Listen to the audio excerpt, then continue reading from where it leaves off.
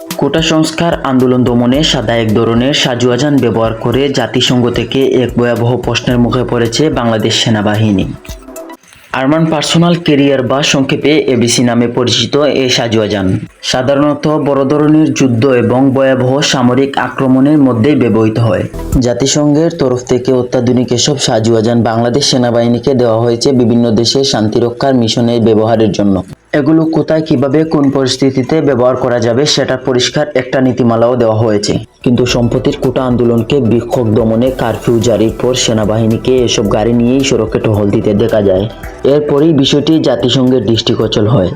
নিজ দেশের জনগণের বিক্ষোভ দমনে যেখানে বিক্ষোভকারীদের পক্ষ থেকে কোনো রকমের গুলিবর্ষণের সংখ্যা নেই, এমন পরিস্থিতিতে এসব সাজুয়াজানের ব্যবহার দেশের সেনাবাহিনীর শান্তিরক্ষার প্রশ্নবিদ্ধ করেছে।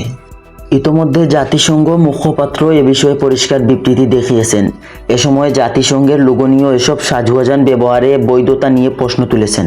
একই সাথে এই কাজের জন্য জাতিসংঘের তরফ থেকে বাংলাদেশ কর্তৃপক্ষের কাছে জবাবদিহিতামূলক নোটিশ পাঠানো হয়েছে বলে জানিয়েছেন। এসব মিশনে তাদের নিরাপত্তার জন্য বিভিন্ন সাজুয়াজান এবং হেলিকপ্টার প্রদান করা হয়।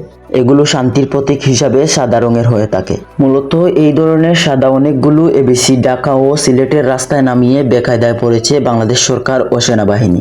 নোটিশের জবাব দিতেই হবে। এছাড়া ভবিষ্যতে জাতিসংঘের শান্তিরক্ষা মিশনে বাংলাদেশ পুলিশ ও সেনাবাহিনী সুযোগ পাবে কিনা সেটা নিয়েও তৈরি হচ্ছে বড় রকমের অনিশ্চয়তা।